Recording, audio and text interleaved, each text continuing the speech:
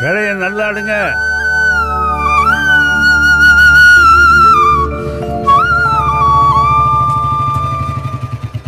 டேய், இங்க என்ன பண்ணிட்டு இருக்க? பள்ளிக்கூடத்துக்கு போகாம அடிச்சோணும். ஏன் புள்ளைய போட்டு இப்படி சும்மா மிரட்டுறீங்க? நீயும் சேர்ந்து அவனுக்கு எடுத்து வச்சிருக்கல. பள்ளிக்கூடத்துக்கு போகாம மாட்டம் வச்சுக்கிட்டு இருக்கான். டேய், என்னடா பொருளாத படிப்பு?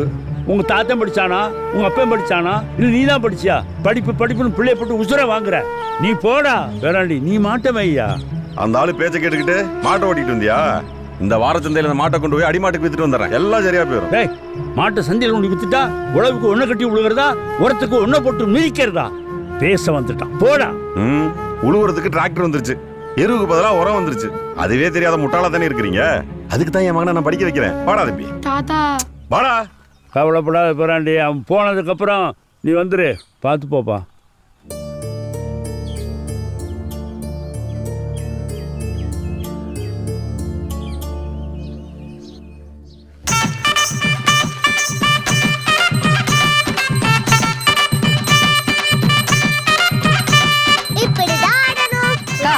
பொங்க கோயில்ல வச்சாவே தனி ருசி தான் இல்லக்கா.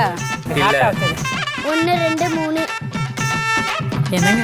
என்னம்மா? அங்க பாருங்க, 7 8 9 என் அண்ணன் பையனுக்கும் நம்ம பொண்ணுக்கும் கல்யாணம் பண்ணி வச்சா ரொம்ப பொருத்தமா இருக்கும்லங்க. பொருத்தமா இருக்கும். ஏன் ஓமாளுக்கு மட்டும்தான் பொருத்தமா இருக்குமா?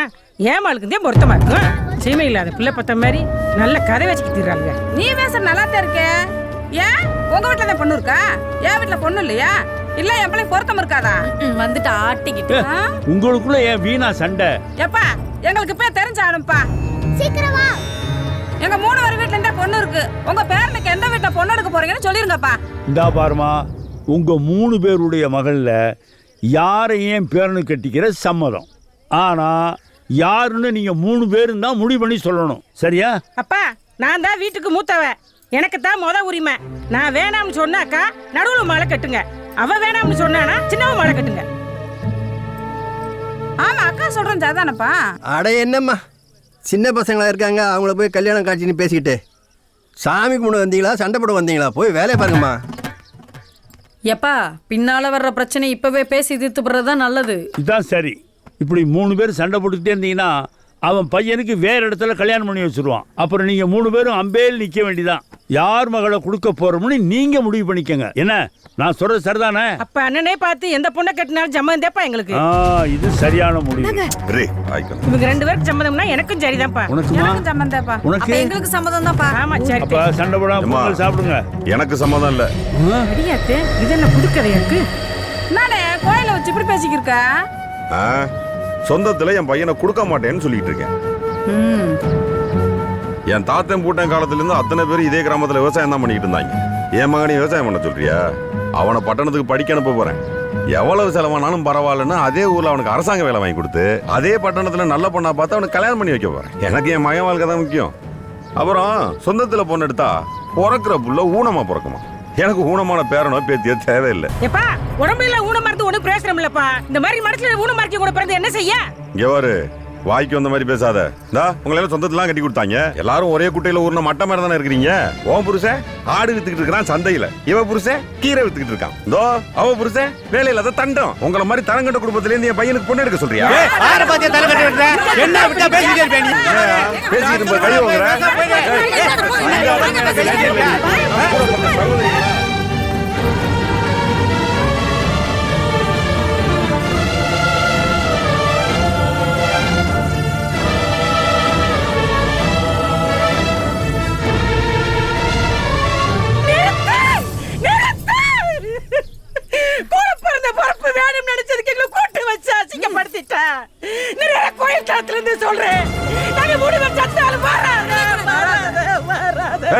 நீ என்னடி சொல்றது?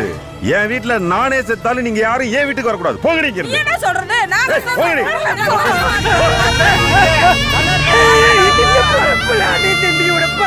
நினைச்சுக்கிறோம்டா.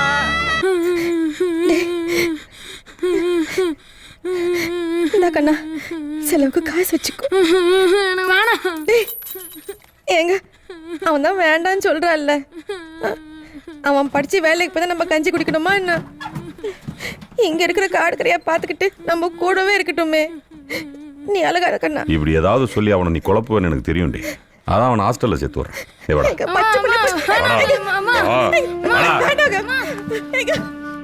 கருப்பன் தான் சொந்த பந்தத்தையும் மண்ணையும் மதிக்காம தான் ஆசைப்பட்ட மாதிரியே கண்ணனை மேல் படிப்பு படிக்க வச்சு மெட்ராஸில் அரசாங்க உத்தியோகத்தையும் வாங்கி கொடுத்தான்.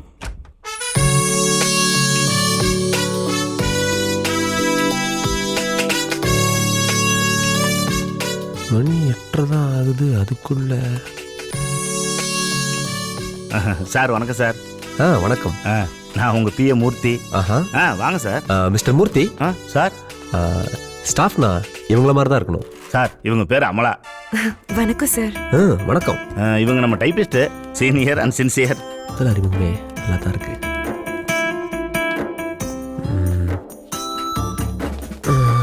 Amala leave letter.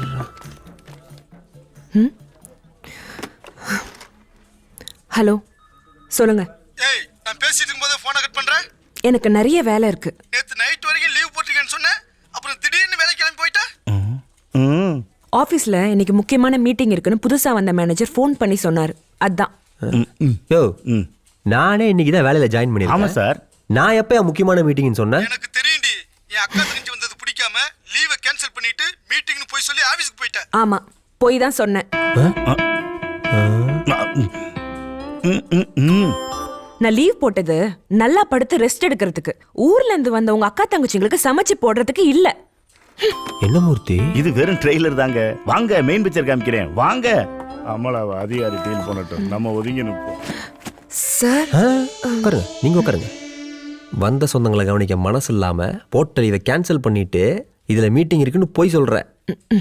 இந்த மாதிரி அட்வைஸை கேட்டு கேட்டு புளிச்சு போச்சு. அது மட்டும் இல்லாம நான் அவசரமா வர சொன்னதா சொல்லி ஏன் முன்னாடியே போனை கட் பண்ற. உங்களுக்கு கல்யாணம் ஆகி உங்க ஒய்ஃபோட சொந்த பந்தங்கள்லாம் உங்க வீட்டுக்கு வருவாங்க, அப்ப தெரியும் என் கஷ்டம். பார்க்கலாம். மூர்த்தி சார், யார் இது, என்னன்னு கேட்டு அனுப்பு. நம்ம ஆபீஸ் அக்கௌண்டன்ட் சார். வணக்கம் சார். அக்கௌண்டன்ட்டா? ஏன் இவ்வளவு லேட்டா வர? சார் இப்பயாவது வந்து தொலைஞ்சானே.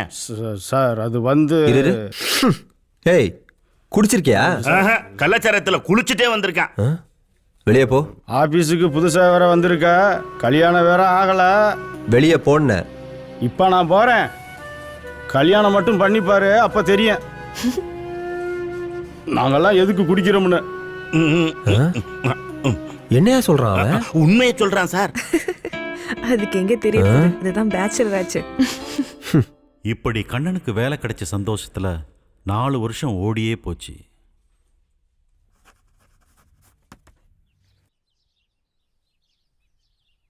வந்துட்டாங்க, ஒரு நிமிஷம். ஐயா, உங்க பையன். கண்ணந்தா கொண்டாங்க, நான் பேசுறேன். நீ பேசு. டேய் கண்ணா, அம்மா பேசுறேன்ப்பா. அம்மா, எப்படிமா இருக்க? நான் நல்லா இருக்கேயா. உன் உடம்பெல்லாம் நல்லா பாத்துக்கிறியா? நான் நல்லா பாத்துக்கிறேம்மா. நேரத்துக்கு நல்லா சாப்பிடணும்னு. என்னை பத்தி ஒன்றும் கவலைப்படாத. சரி, ஒரு சந்தோஷமான விஷயம் அப்பா சொல்லுவார். நான் ஃபோன் தரேன், நீ உடம்பு பாத்துக்கோப்பா. குடுமா.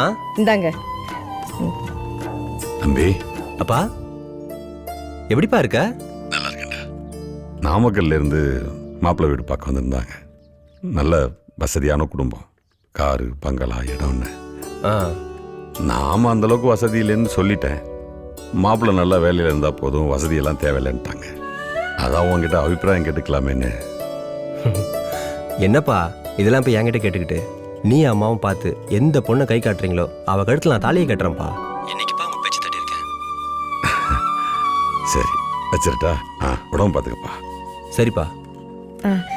சரின்ட்டா. அவன் நம்ம இஷ்டம் அப்படின்னுட்டான்.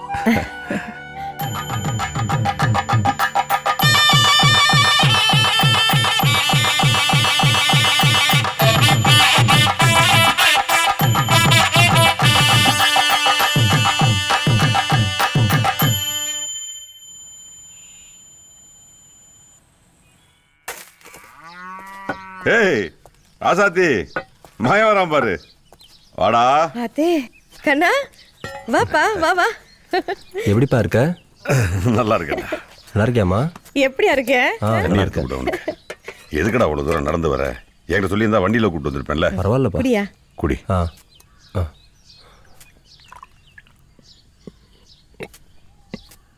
கொண்டாப்பா.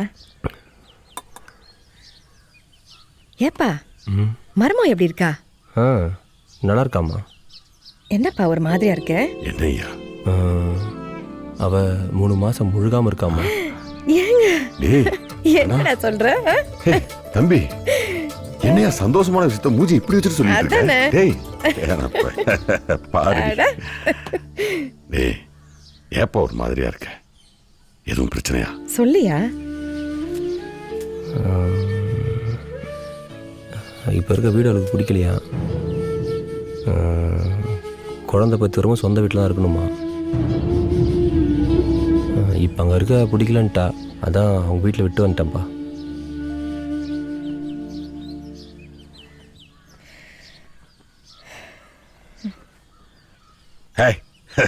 என் மருமக கரெக்டாக தான்டா சொல்லியிருக்கா. என்னடா பார்க்குற? என் பேரன் வாடகை வீட்டில் பிறப்பானா?